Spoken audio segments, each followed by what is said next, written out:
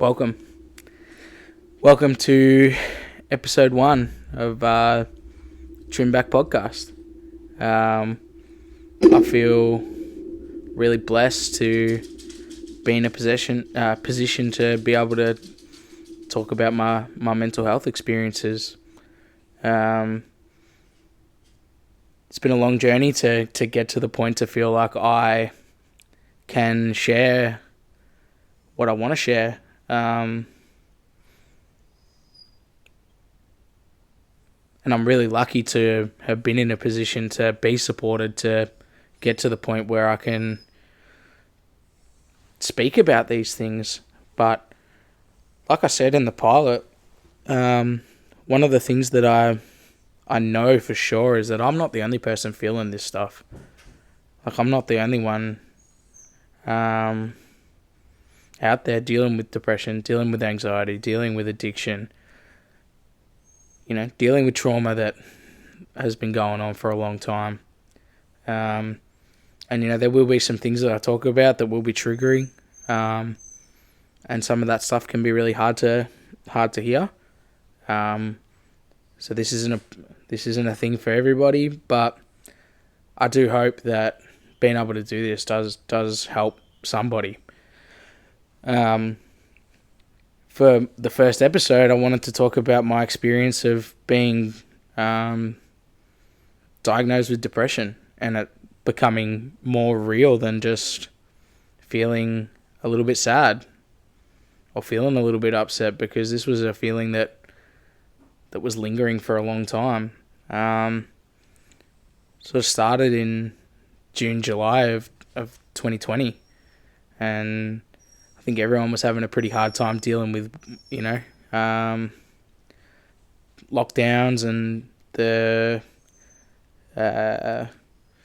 sort of ambiguity, and are we in lockdown, are we not, what's going on? Like, it was pretty challenging. I took some time off barbering for a little bit to sort of figure out what I wanted to do, and went back, and then I just wasn't sure about any of the decisions I was making. I was I would have been 25 years old at that point, and I felt like I was still living at home. I just finished my apprenticeship. I didn't really know what direction I was heading in. I was still heavily involved in refereeing basketball. But yeah, I was just having a pretty tough time, sort of with my identity and what I wanted to do. And then sort of was having a pretty tough time sort of thinking about the relationships that I was having and where I was spending my time. And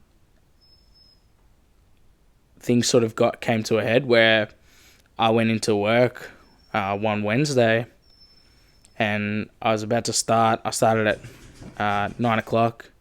I was sitting out the back at 10 to 9 and just started crying. Not that anything was wrong, nothing had happened in the morning. I just sat there and I cried. I then started to lose control of my breathing. The walls started to feel like they were circling in, and the space felt tiny, even though there was plenty of room to do what I needed to do. It just felt like such a small space. My breathing got so heavy, I actually thought I might have been having a heart attack. That was the first time I'd ever had an anxiety attack. I took the rest of the week off. That was on the Wednesday. I took the rest of the week off and went into my GP on the Monday. Sort of spending the next few days thinking about what had happened and what I was feeling, and I just knew that something wasn't right. I didn't have the motivation to get up out of bed, to enjoy any of the things that I liked. None of the foods that I liked tasted as good. None of the music that I liked sounded as good. No comedy TV show or whatever could make me laugh. I just was in such a downward spiral that nothing felt like it was working. So I went to my GP and spoke about these things. And when I mentioned to my GP that I wanted to go onto a mental health care plan, the first thing that I got offered was medication, which I wasn't all that keen a route to go down. I wanted to see if I could sort of figure some things out before I got to, went down that route. So my GP referred me on, or put into a mental health care plan, which entitled me to sessions with a psychologist. I then reached out to a good friend of mine, Cindy Yu, who had worked in the mental health space before, and was kind enough to show me a website where you can do some research on some different practitioners and that sort of stuff. And I found one in Blackburn that I was keen to try out. And I started doing sessions sort of late 2020, and for a while I felt like that stuff was going okay. In the meantime I'd changed jobs and gotten into an environment that was serving a better purpose for me, and things were heading okay. But the nature of how depression kind of works is that it all comes in roundabouts, right? Like, there's nothing that really can... It's not linear. So sometimes you're on the up and sometimes you're on the improve, and then all of a sudden you can come crashing down, which is kind of what happened in 2021 after I felt like I'd done some good work and things had changed, and I thought I was in a situation that was really safe and healthy for me, but it actually wasn't serving the purpose that I needed it to at the time. So I'd found a new GP, and started on some medication. So I started on Lexapro, 10 milligram dosage in 2021, and when I started on the medication, it was actually really difficult because I wasn't ready for the changes that it was going to make for my body. I found it really, really challenging. I felt really fatigued. I felt really low with my libido. But once it leveled out, I found that I was a lot more stable, which was really good. But that only seemed to last for a little bit. I was still dealing with a lot of trouble, and in that 2021 lockdown, I'd found myself in a point where I was really, really struggling. Felt incredibly lonely. I was really struggling being away from family. I was really struggling with purpose, because I was waking up every day, not being able to go to work, and finding it incredibly difficult to know what my purpose was, because there was nothing really for me to do. I didn't feel like I was contributing to anything. I didn't feel like I was doing anything that was of any value. I'd wake up, and 2021 was probably the year where my addiction to smoking weed became really problematic, because I'd wake up in the morning, I'd go out to the garage, I'd start ripping cones at midday because there was nothing else to do. I was bored, I was scared of my own thoughts, and that was a way that I could escape. And I found that really, really I found that was the way to stop my thoughts getting really bad. I could escape from what I was doing, which sent me down a path that was really quite dangerous, because I was so scared of my own thoughts, and I wasn't doing any positive work to be able to get past.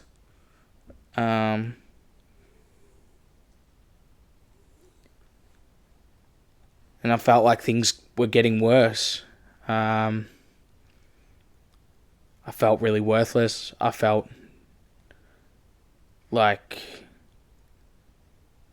the ride in my head was going around in circles. It had been well over a year to that point where I felt like things were either getting better and then got worse, but every time they got a little bit better, they got a lot worse. So I felt like I was kind of going on a ride where it would go up and down, and then I'd come halfway back up and go right back down again, and it felt like every time the floor was getting lower and lower and lower.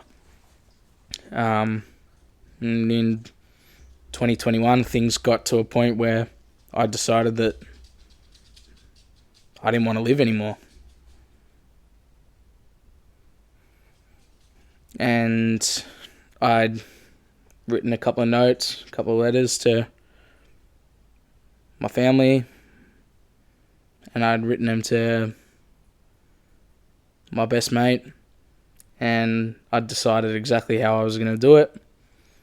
And I walked out the front door to go into the garage to do what I was always doing and get high. And my best mate, Mitch, he called. He said, "What are you doing?" I'm like, "Oh, not much, bro." He's like, "How are you?" And I'm not one for, "Yeah, good, bro, how are you?" If someone asks me how I'm going, I'm going to be real. And I told him what was going on. And that's a phone call that was pure chance. Pure chance. And I don't know if the universe sort of knows that that sometimes those things can happen. But I'm so grateful that happened, because that phone call saved my life. Later on that week, I called my parents and I left Ferntree Gully, and I went and stayed with them for a little bit, for about 2 weeks. And that was the reset that I needed. I ended up going to the GP again after that, and I spoke about what was going on, and I needed to go onto a higher dosage of medication. So I ended up on 20 milligrams of Lexapro, which again was a really challenging adjustment physically. And after it leveled out, that was what I needed at the time, because I wasn't able to.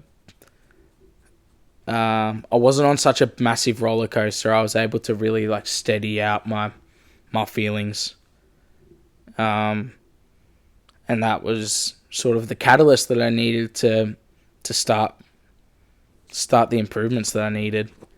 I sort of stayed on that same sort of path through 2022 of self-medicating on a higher dosage of medication. But things started to turn at the later end of the year. And I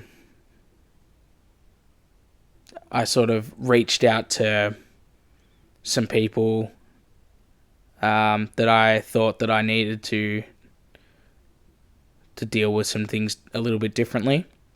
And in the start of 2023, I was able to find some more specialised counselling in an area that I needed to deal with some trauma that had happened when I was a kid that was more specialised, and that was sort of the Kickstarter for the journey that I was going to go on.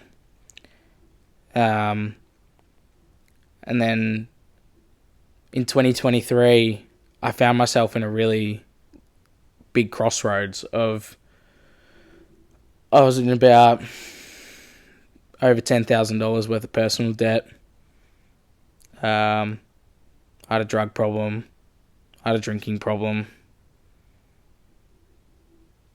I had depression, anxiety. Things felt extremely hopeless, and I kind of was at a point where I was either going to lose my battle and lose my life, or I was going to get the help that I needed.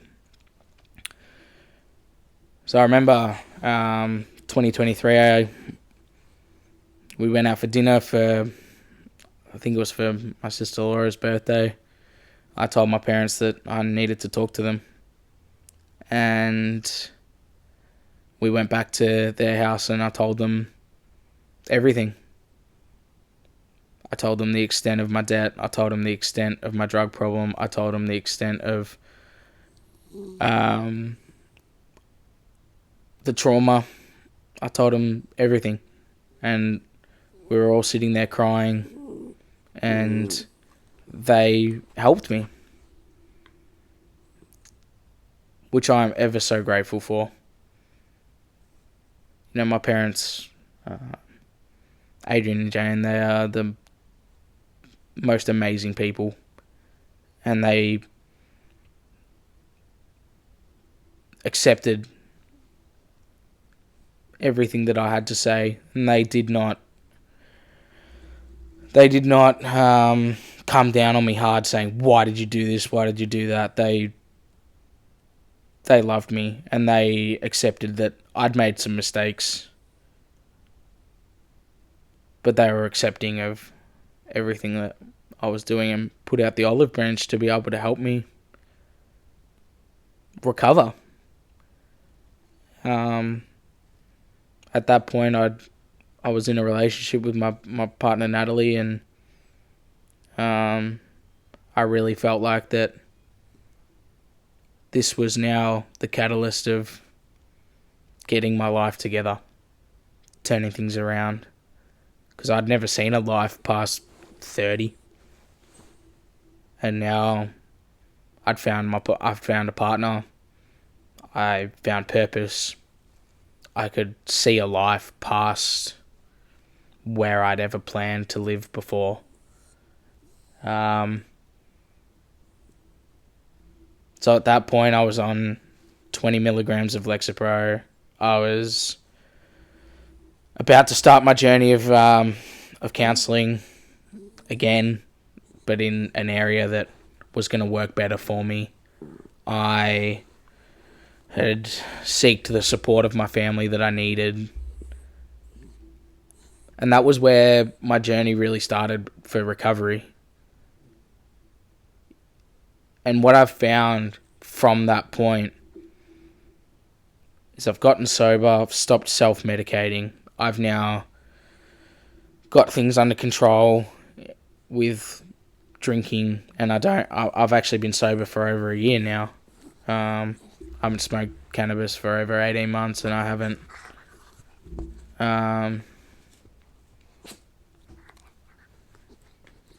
drank for over a year, which I'm so incredibly blessed to say that. I've completed the counselling that I needed, been a part of a men's mental health, a men's group, and that was so rewarding. But that stuff is so challenging. It's almost like diving in to deal with the things where it actually starts, not just dealing with the symptoms. And that was the hardest thing, was feeling like I was going in and doing these sessions and talking about this stuff, and it felt like I'm making it worse, but I'm not. I'm actually, treating the root cause of what's going on. And I'm so blessed to have been supported throughout that journey, because geez, it was challenging.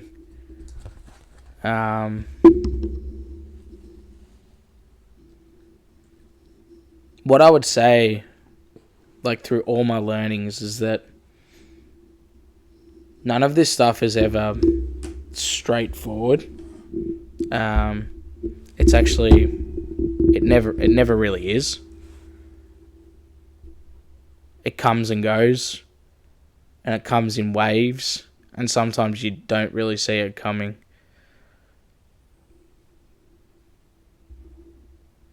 But those thoughts in your head, those thoughts in my head of saying you're worthless, you're nothing, you're rubbish, no one cares about you, it's all fake. It's all sickness. There's a disconnect from the logical part of my brain that knows that there are people that love me, that I love other people, that there are things in life that are enjoyable. But the sickness is the one that takes over and tells you that none of that stuff doesn't exist.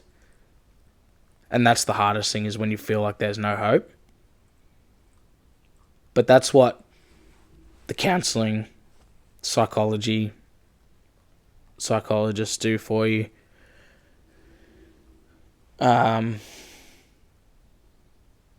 Doing the hard work of getting into the weeds of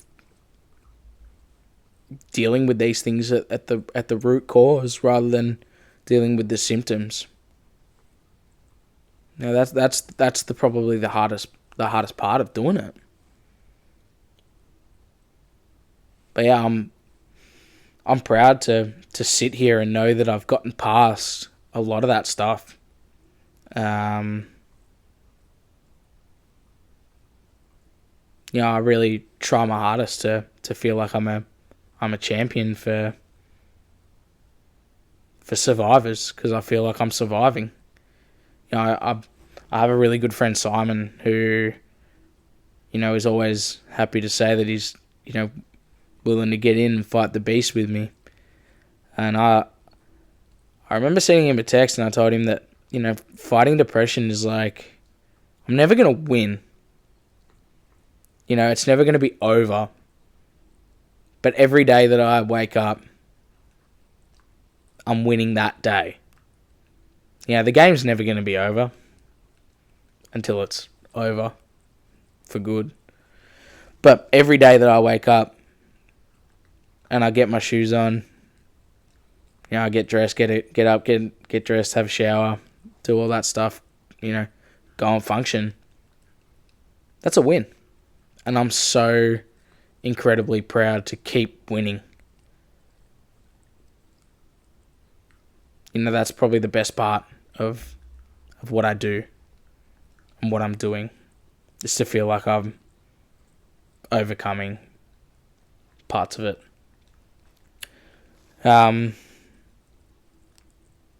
Sort of midway through 2023, when I'd done a lot more counselling and a lot more work, and I was a lot more stable, and my financial situation had improved, and I'd found myself in a much better position. I went to my GP and I was telling him that I was feeling a bit better, and I felt very neutral on a high dosage of antidepressant, and I told him that I think I was ready to feel a more array of emotions.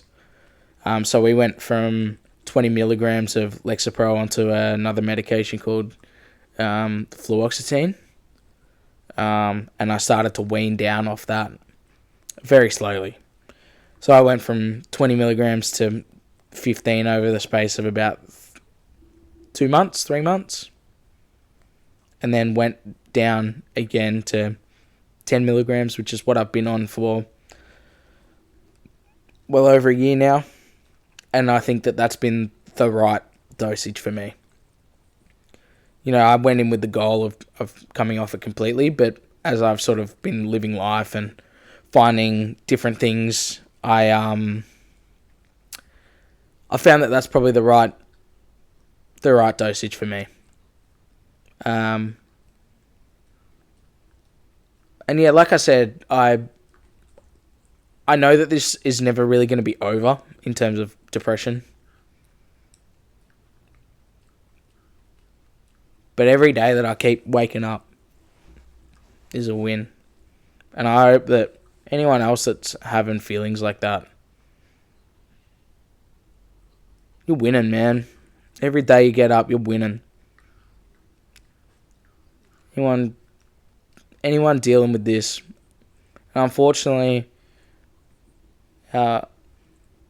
people only really know it until they go through it, which is so awful, because I wish no one knew about it. I wish no one understood.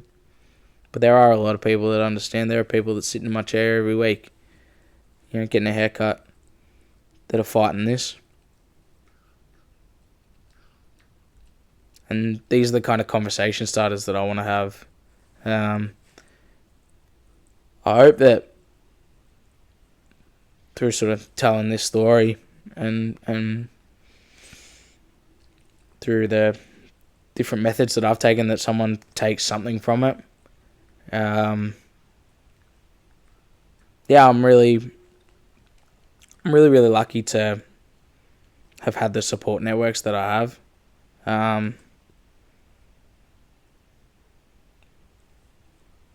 You can always call Lifeline 131114. Beyond Blue have a service as well, a text service that I've used. There's lots of services out there to use. I'll throw some links down below. But they're there to be used. I've used them. I know other people have used them. It's they're all such useful services, and there's no shame in using any of that. There's no shame in using your own network. Because if I didn't, I probably wouldn't be sitting here doing what I'm doing. I probably would be dead. And I know that that's sad, but that's kind of the reality. Without that phone call from my best mate Mitch, without my parents, my brother and sister, and the love of my life, Natalie, if those people weren't involved in my life, I don't know if I would have made it. But I did, and I keep living. I've got episodes planned for different topics. I'm going to talk about my experiences with anxiety. I'm going to talk about dealing with trauma. I'm going to talk about addiction. These are all episodes that are going to come, but I hope that this was a good taster. I also hope that the dog didn't ruin the audio, but I guess we'll just see what happens. But yeah. Thanks for tuning in. Episode 1, Trim Back. We'll be back. Episode 2. Thank you.